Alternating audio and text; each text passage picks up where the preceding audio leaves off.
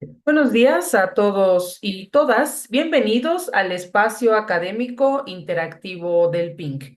En esta ocasión, el tema es transición energética de combustibles fósiles a energía solar para la reducción de GI mediante paneles solares en los hogares de Iztapalapa, Ciudad de México.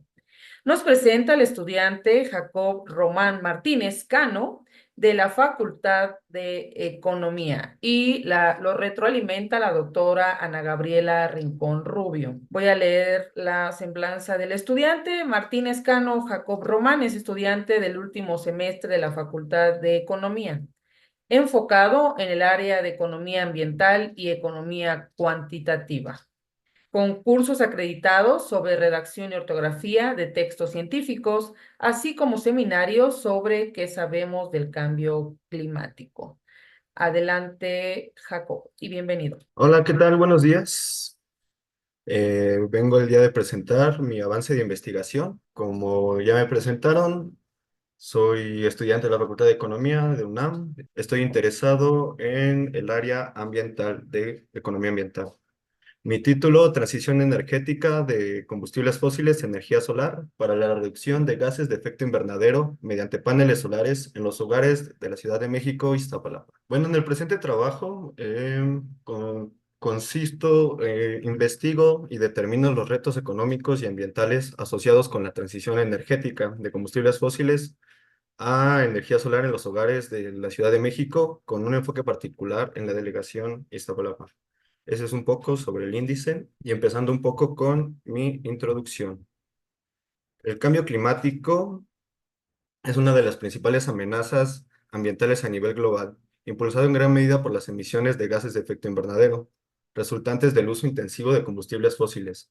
En este contexto, la transición energética hacia fuentes renovables, como la energía solar, se presenta como una solución viable y necesaria para reducir las emisiones y mitigar los efectos del cambio climático. Mi delimitación del tema le doy un enfoque en la zona residencial de la delegación Iztapalapa, ya que es una de las más grandes y densamente pobladas de la Ciudad de México. Esto, con información del INEGI, presenta características únicas que la hacen un área de estudio relevante para la transición, ya sea por la alta demanda energética, niveles significativos de contaminación y condiciones socioeconómicas diversas. Esto nos plantea un escenario ideal para encontrar esta viabilidad y hacer este estudio. Entonces, inicio con mi planteamiento del problema. ¿Cuáles son los retos y los beneficios económicos ambientales que enfrentan los hogares de Iztapalapa de la Ciudad de México en la transición energética de combustibles fósiles a energía solar? Y también, ¿es la energía solar la opción más viable y sostenible en comparación con otras fuentes de energía? Bueno, todo esto es un poco también por la necesidad de transicionar que se ha estado presentado en la última mitad del siglo. Necesitamos reducir la dependencia de los combustibles fósiles y fomentar el uso de energías más limpias y renovables. ¿A qué me refiero con energías limpias? En México, las energías limpias son aquellas fuentes y procesos de generación de electricidad cuyas emisiones y residuos, cuando los haya, no rebasen umbrales establecidos en disposiciones reglamentarias. Todo esto aunado también con una proyección en el aumento de la temperatura global, con una alta probabilidad de que el aumento alcance hasta 1.5 en las próximas décadas. Esto es un poco más o menos el planteamiento, lo que me lleva a la justificación. Más que nada, mi propósito es determinar si sí es viable en esta zona por los aspectos socioeconómicos y también por aspectos geográficos que puede llegar a tener. El exponencial crecimiento de las ciudades, más que nada, ha incrementado la demanda de combustibles fósiles por la clara tendencia que se ha dado históricamente en que en este momento es el principal fuente de energía eléctrica en el mundo y en el México. Provoca tanto de manera directa como indirecta emisión masiva de CO2, uno de los principales efectos de gases de efecto invernadero. Todo esto aunado al sector residencial, lo enfoco en el sector residencial, ya que en el sector residencial representa el 21% de emisiones de gases de efecto invernadero y en México representa el 14.4%. También según el Inventario Nacional de Emisiones de Gases y Compuestos de Efecto Invernadero, aquí en México, el sector energético es el principal contribuyente a las emisiones, por encima de otros sectores como puede ser agricultura, sector forestal o cambios y usos del suelo. También un poco mi justificación es que en bibliografía encontramos que la energía solar aunque se escuche un poco redundante, es inmensa. El recurso energético del Sol es inmenso y se ha calculado que puede satisfacer 3 órdenes de magnitud la demanda energética mundial. Todo esto me hizo llegar a la conclusión de que puede ser viable o que al menos es un caso de estudio interesante para la zona y para transicionar a energías más limpias. Hablando a mis objetivos generales. En sí, el objetivo general es analizar estos retos económicos y ambientales, como ya he dicho, que pueden llevar consigo esta transición, desde un enfoque en el impacto ambiental, en el impacto económico y la viabilidad. Analizar retos y beneficios ambientales enfocados a la emisión de gases de efecto invernadero. Y también mediante una metodología de análisis costo-beneficio encontrar la viabilidad. Un poco más adelante especificaré en eso. Y un poco de mis objetivos específicos. También quiero hacer mucho hincapié en la población vulnerable, en identificar la población más vulnerable y posibles herramientas para mitigar esta desigualdad social que nos puede traer la transición energética, así como políticas energéticas. Ya hay unas, pero no bien implementadas también. Entonces, un objetivo particular es proponer políticas energéticas o programas como herramientas para lograr una transición estable y adecuada. Y hogares sustentables con eficiencia energética. También creo que es importante lograr una reflexión y una sensibilización dentro de los hogares sobre la sustentabilidad y la importancia de la eficiencia energética. No enajenarnos de que a final de cuentas estamos en un medio ambiente que debemos cuidar porque los recursos se acaban. Entonces tenemos que justamente transicionar a estas energías más limpias. Pero bueno, les estoy hablando un poco de desarrollo sustentable y así, entonces también quiero hacer un poco, primero dejar en claro qué es la sustentabilidad y de dónde viene un poco. Popularizado por el informe Nuestro Futuro Común en la Comisión Mundial de Medio Ambiente y Desarrollo, la WCD, la define como un desarrollo que satisface las necesidades del presente sin comprometer la capacidad de las generaciones futuras para sus propias necesidades. Subraya la necesidad de equilibrar el crecimiento económico, la equidad social y la protección ambiental. Se le conoce como el informe Brundtland. También por esta era Brundtland, que es fue la primer ministro de Noruega y también la primera directora de esta comisión. Entonces, gracias a ella se le atribuye el nombre como la pionera del concepto sustentabilidad. Y también les estoy hablando un poco de gases de efecto invernadero, pero ¿qué son los gases de efecto invernadero? Básicamente son estos gases de la atmósfera que, como lo dice el nombre, actúan de forma que parece un cristal, un invernadero. Calientan y retienen el sol y el calor e impiden que escape al espacio, provocando un calentamiento global. Estos gases, muchos de los gases de efecto invernadero se producen de forma natural. Sin embargo, la actividad humana contribuye y últimamente más ha estado contribuyendo a justamente esta emisión desencadenada de los gases de efecto invernadero, teniendo una más importancia el dióxido de carbono, ya que es el principal emisor, es el principal gas de efecto invernadero, perdón, y su acumulación en la atmósfera está contribuyendo justamente al calentamiento global. Como les dije hace rato, según el Grupo Intergubernamental de Expertos sobre el Cambio Climático, o el IPCC, dice que existe una alta probabilidad de que la temperatura global alcance a 1.5. Entonces, por eso, tanto globalmente y como aquí en México, se han estado haciendo convenios o tratados, acuerdos para reducir esta emisión de gases y que no tengan efectos significativos en el medio ambiente. Un poco de los gases de efecto invernadero, también está el metano, óxido nitroso y hidrofluorocarburos. Unos se encuentran en la atmósfera, pero el humano ha estado provocando una emisión masiva de ellos. Del sector energético, al menos en México, está representando al menos la mayor emisión de estos. Entonces, de ahí me baso para este estudio. Y a todo esto, ¿qué significa transición energética, no? Les estoy hablando un poco de ella. Entonces, quiero darles tres definiciones y tres diferentes enfoques sobre la transición energética. Sobakul en el 2016 dice que es el cambio estructural en la producción y consumo de energía, pasando de un sistema basado predominante en combustibles fósiles a uno basado en fuentes de energía renovable y sostenible. También la Agencia Internacional de Energía, IEA, lo menciona como transformaciones en las políticas energéticas, los mercados y las infraestructuras. Requieren inversiones significativas, pero no solo eso, él dan el enfoque que también necesita haber un cambio en el comportamiento de tanto consumidores como industrias para lograr esta transición energética. No solo es un aspecto de innovar en estas energías limpias ni en estos métodos o procesos más sostenibles, sino que también debe de haber un cambio en el comportamiento tanto como de consumidores como de productores. Es un poco de esta sensibilización que estaba mencionando hace rato. Y otra definición que me gustó mucho de Connor y Cale en el 2017 es de que hablan, aparte de todo esto, también quieren asegurar el acceso equitativo de la energía para todas las personas. Hablan de una justicia energética social, especialmente en regiones más vulnerables y desfavorecidas, para evitar justamente esta desigualdad social, ya que justamente el invertir en estas energías más limpias o sostenibles puede ser difícil para cierto tipo de población vulnerable, como lo es mi delimitación, el enfoque que estoy buscando. Entonces, también es buscar la forma de no promover o no provocar más desigualdad social, sino que todos tengan un acceso equitativo. Por eso la definición. Y un poco el marco teórico que les quiero mencionar, sobre el cual justifico toda esta investigación, este protocolo. Sigo escuelas de economía ambiental, economía de los recursos, que se terminan enfocando en economía ecológica.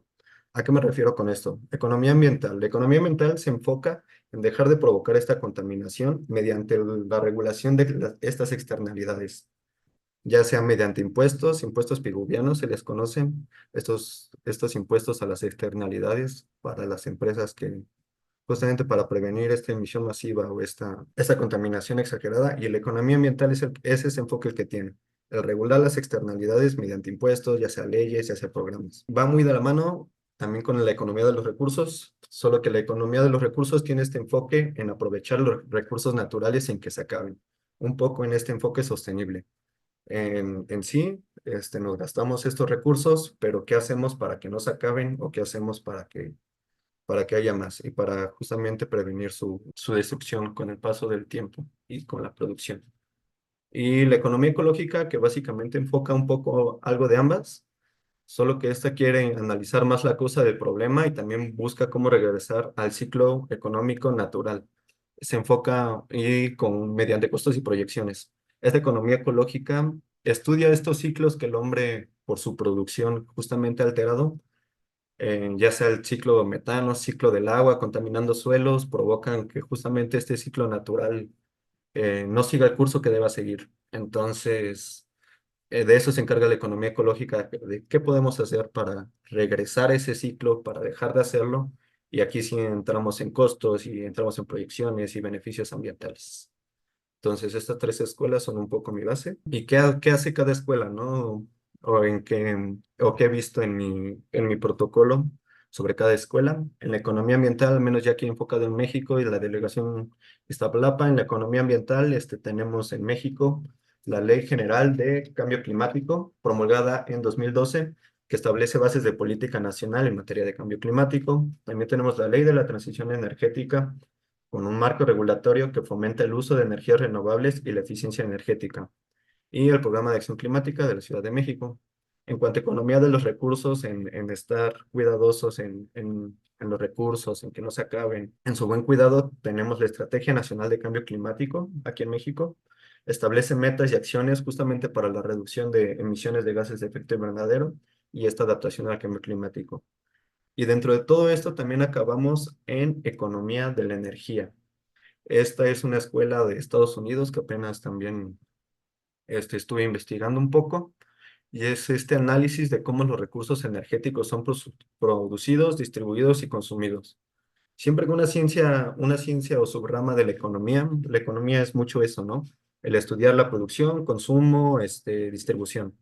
Entonces, economía de la energía es lo mismo, pero en los recursos energéticos que tenemos. También históricamente es muy importante, ya que hemos tenido revoluciones energéticas a lo largo de la existencia. También ahorita vamos a ver un poco eso, pero este concepto de la economía energética o economía de la energía es muy novedoso, y siento que se puede ahondar mucho en eso, ya que estas estrategias también buscan optimizar estos procesos. Hay un concepto, la eficiencia energética, que aborda justamente esta escuela, que se refiere a la utilización de tecnologías y prácticas que permiten un uso más eficiente de la energía. A veces no toda la energía que se suministra se utiliza de la manera correcta, ya sea dejando aparatos conectados, dejando que las luces prendidas, este tipo de cosas. Entonces es importante también esta eficiencia energética. Y bueno, también les estoy hablando de paneles solares, pero hoy voy a empezar a hablar de paneles solares, pero ¿qué son los paneles solares? Básicamente son dispositivos que convierten la energía solar en electricidad mediante un efecto fotovoltaico. Están compuestos por células fotovoltaicas que generan electricidad cuando son impactadas por los fotones de la luz solar. Esta electricidad se transforma en corriente alterna a través de un inversor, permitiendo el uso en el hogar. También la cantidad de energía generada puede variar por los paneles solares, tanto por la luz solar disponible, inclinación y orientación de los paneles. Enfocado en mi delimitación, en México se dice que es muy viable esta energía solar, ya que la energía solar tenemos una buena ubicación geográfica. El clima cálido hace susceptible justamente esta energía solar. Tenemos sol básicamente por muchas temporadas y como lo decía en un inicio, el recurso energético que puede dar es inmenso. También con la ubicación geográfica, la latitud también resulta ser importante en este aspecto. Tenemos la latitud idónea, según datos de INEGI, para poder ser susceptibles a esta transición a energía solar. Sí, básicamente en Iztapalapa contribuiría a la reducción de emisiones de CO2 y también promovería una generación de energía más limpia y sostenible. Y un poco del marco histórico, nada más para darles contexto histórico. Se dice que ha habido dos revoluciones energéticas, o revoluciones, también se conoce como la revolución industrial, pero aquí lo enfoco en la revolución energética, que empezamos primero con la madera, ¿no? En estos primeros años lo que se usaba al inicio para todo era la madera. Todas nuestras mesas eran de madera, todas las sillas eran de madera. ¿Por qué? Porque también era un material muy resistente.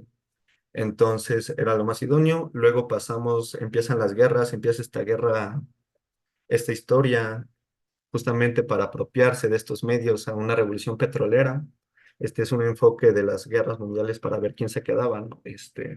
Con estos factores de producción se encuentra el petróleo y el carbón, y de ahí se encuentra este oro negro, y se busca justamente el apoderarse de él para tener el poder. Y es un poco más o menos o sea, quien controla el petróleo es quien tenía el poder, ¿no? Lo vemos históricamente.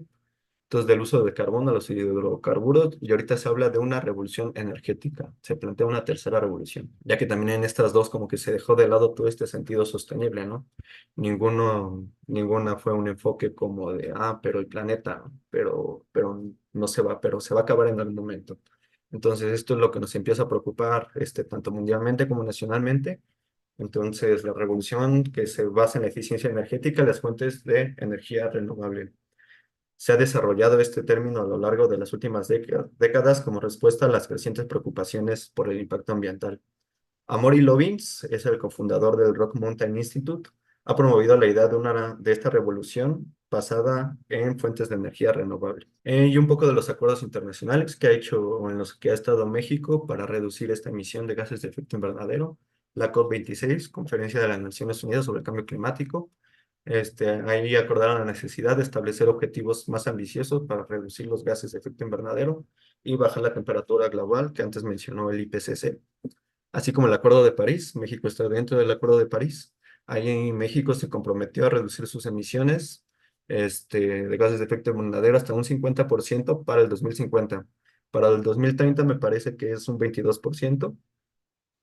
Y también la Agencia Internacional de Energía busca que para 2050 las energías renovables constituyan la principal fuente de electricidad a nivel mundial. O sea, esto es una transición que sí se va, o sea, que sí va a pasar, que está pasando internacionalmente.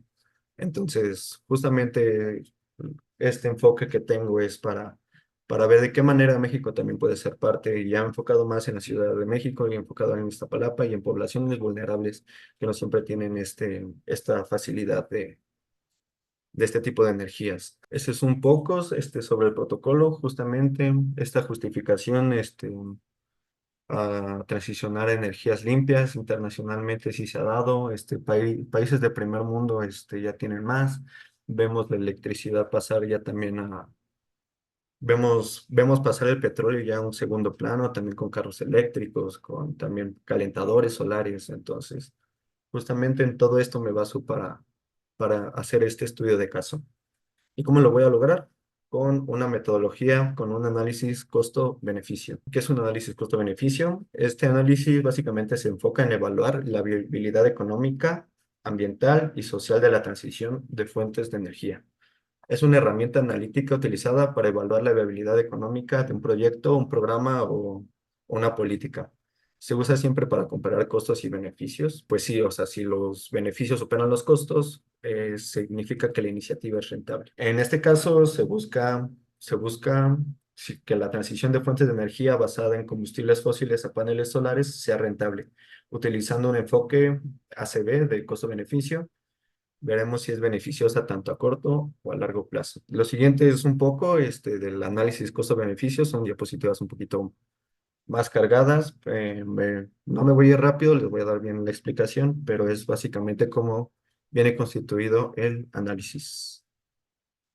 Inicio con el nombre del proyecto Transición de combustibles fósiles a paneles solares en hogares de Iztapalapa. Primero determinando mi objeto de estudio, determinando un costo inicial y recurrente de instalación y mantenimiento de paneles solares. También este costo inicial del panel solar varía mucho porque también son pocas empresas, al menos en la Ciudad de México y en el país, apenas que se están dedicando justamente a esta creación de estos paneles solares.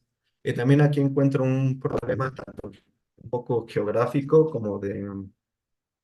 como también sobre arquitectura, ya que también voy a tener se tiene que hacer un estudio de caso también de las viviendas, ¿no?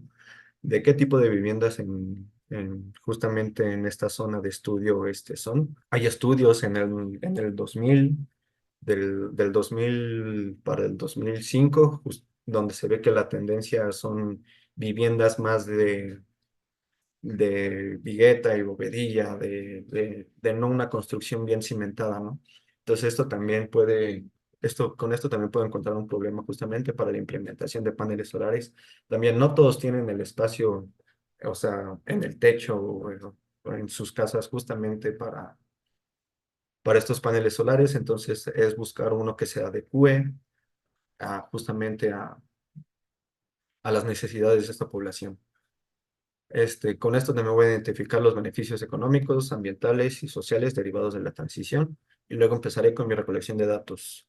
Datos de costos, mis costos de capital, costos de operación de mantenimiento y costos de desmantelamiento. Costos de capital es un poco el costo inicial, lo que me va a costar, el dinero que se tiene que dar justamente para como tal el panel solar, operación y mantenimiento, que es un poco el cómo opera, la instalación y desmantelamiento por si llega a haber algún problema, ¿no? Estos paneles solares también se tienen que cambiar en algún momento, no son finitos, que digan no son infinitos, entonces también se toma en cuenta el costo del desmantelamiento. Y luego es la recolección de datos de beneficios económicos, ambientales y sociales.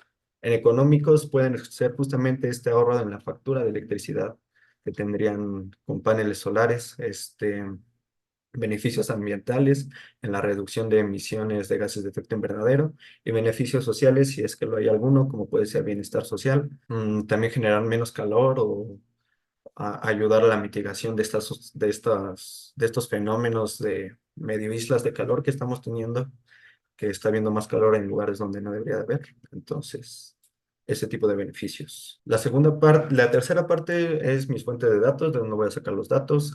Van a ser de organismos internacionales y nacionales, como lo puede ser justamente el costo o el parámetro de la emisión, porque cada 6 meses, creo, la Comisión Federal de Electricidad justamente da el dato de la conversión de emisión de gases de efecto invernadero a kilowatts.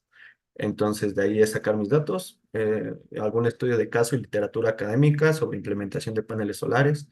Y también puedo basarme en encuestas y entrevistas con algunos residentes y vecinos de la zona. Luego sigo con un análisis. En el análisis del costo-beneficio es identificar y clasificar mis costos y beneficios, los que antes mencioné. Es enumerarlos, clasificarlos y agruparlos en las categorías económicas, ambientales y sociales. Luego es la cuantificación, justamente el otorgarle un valor, asignar valores monetarios a cada costo y beneficio y utilizar alguna técnica de valoración económica, ya sea la disposición a pagar, los costos evitados. En economía está este costo de oportunidad, que es el costo que también al que renuncias. El segundo mejor costo que renuncias por haber comprado el primero o el mejor. Entonces, es eso. Y un horizonte temporal, definir el periodo de análisis generalmente de 20 a 30 años. Lo estoy haciendo del 2000 al año presente, 25 años para capturar impactos a largo plazo. Y luego aplicar una tasa de descuento adecuada para calcular el valor presente neto de costos y beneficios futuros. Esta tasa de descuento en proyecciones y análisis de costo-beneficio, la mayoría de veces la da la empresa, que es básicamente es esta tasa de descuento, es una tasa que es lo que tú estás dispuesto a descontar o a perder por hacer esta proyección, por hacer este análisis.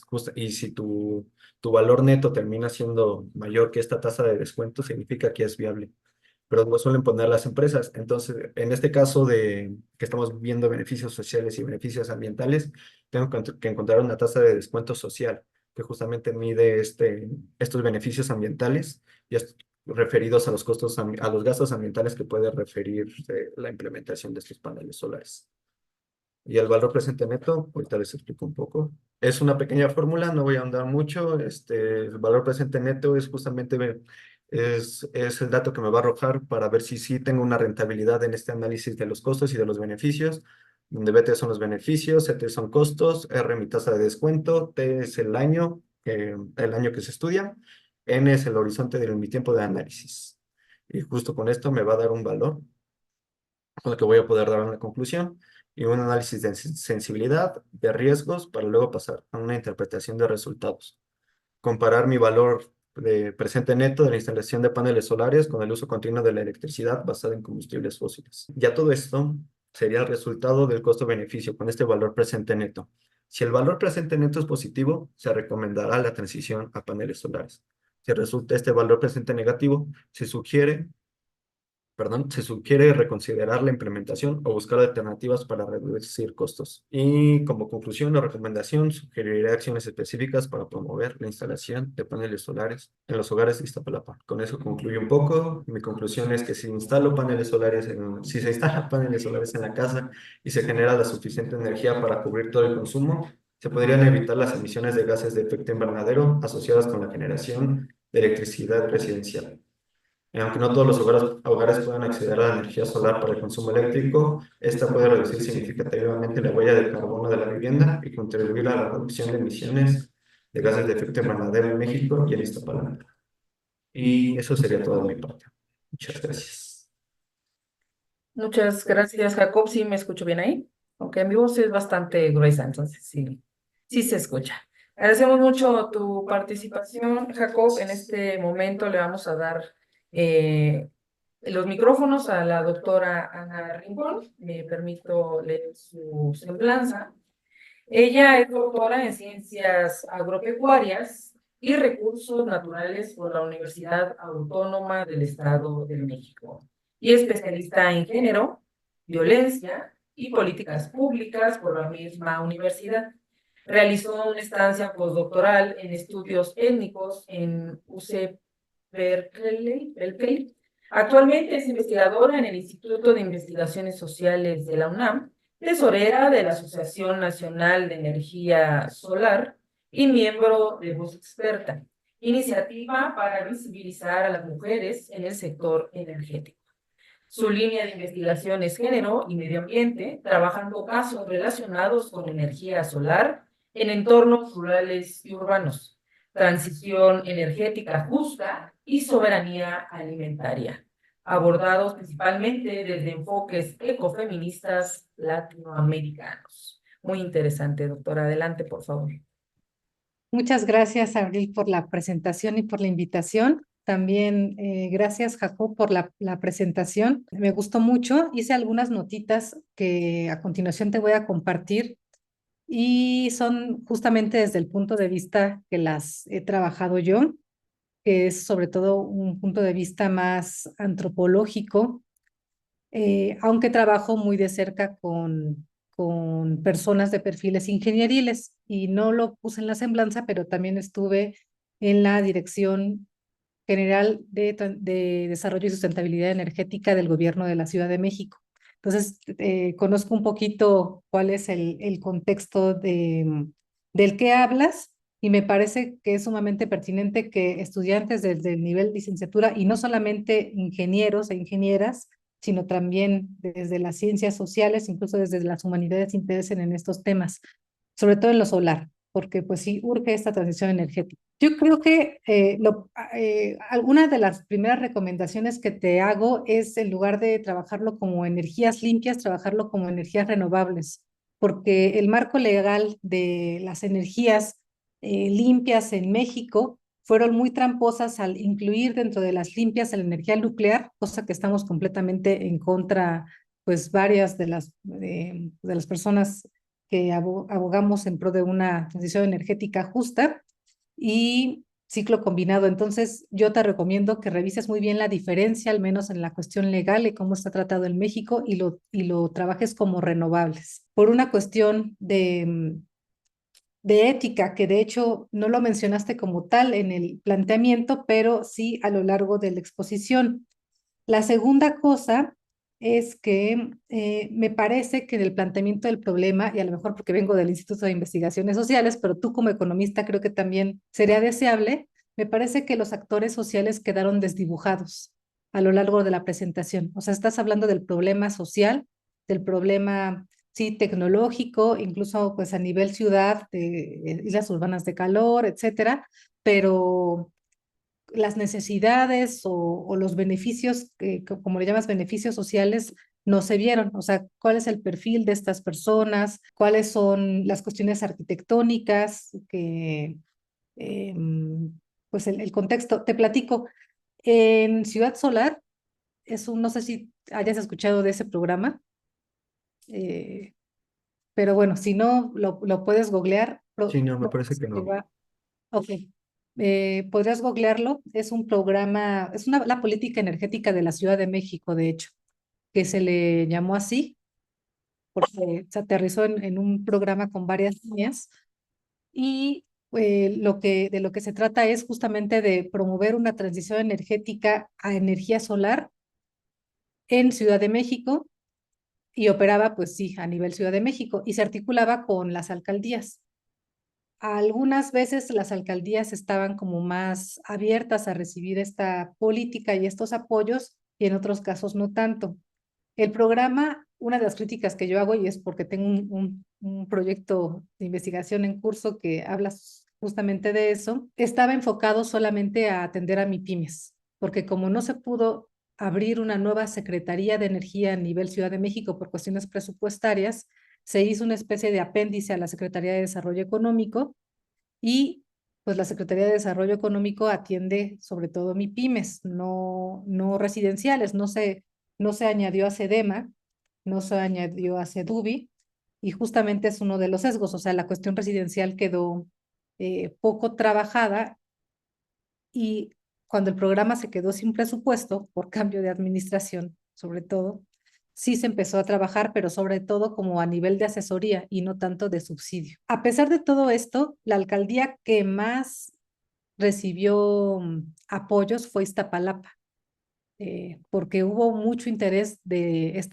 los pobladores de esa alcaldía y sobre todo porque también hay muchos negocios, micro, pequeños y medianos en esta alcaldía, se sumaron. Entonces hay un interés social, pues, patente que ojalá puedas incluir en tu planteamiento. O sea, no nada más surge de una observación de una necesidad desde el escritorio, sino que sí hay una necesidad social que se ve justamente desde que la mayor parte de personas beneficiarias de esta política energética de la ciudad, que tiene escasos 6 años, porque entró con la administración de Claudia Sheinbaum como jefa de gobierno, fue precisamente Iztapalapa.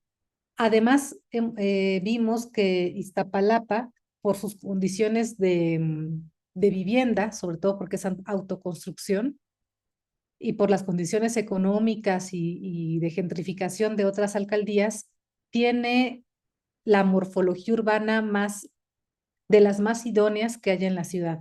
a diferencia, por ejemplo, de Benito Juárez, de Miguel Hidalgo y de otras en donde está habiendo un proceso de densificación por verticalización. En Iztapalapa no, todavía hay propietarios de viviendas que tienen pues un patio, pues un techo y demás con condiciones de asoleamiento y de firmeza de las más adecuadas que hay en la ciudad. Entonces, pues otro punto a favor, ¿no? de tu proyecto. Justamente lo hablaste como población vulnerable, ahí me da la cuestión de vulnerable, habría que, no sé si te interesa esto, porque lo trabajas más sobre como en el posgrado de Ciencias de la Sostenibilidad, pero la definición de vulnerable, ¿no? ¿Qué estás entendiendo por vulnerable?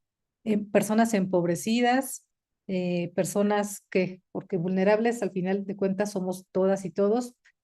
Si te estás refiriendo a una cuestión de clase, pues sería bueno mencionarlo así. O sea, personas tal vez con niveles socioeconómicos o económicamente más vulnerable o vulnerada, tal vez, porque no es que sea inherentemente vulnerable, sino por condiciones económicas.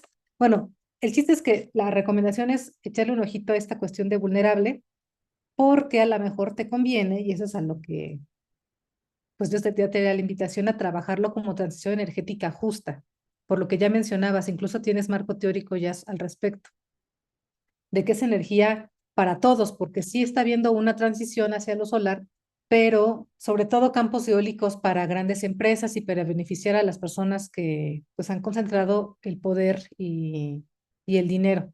Entonces, pues justamente el colocarlo justas te viene muy bien para pues, justificar por qué en esa población, en esa alcaldía, ¿no?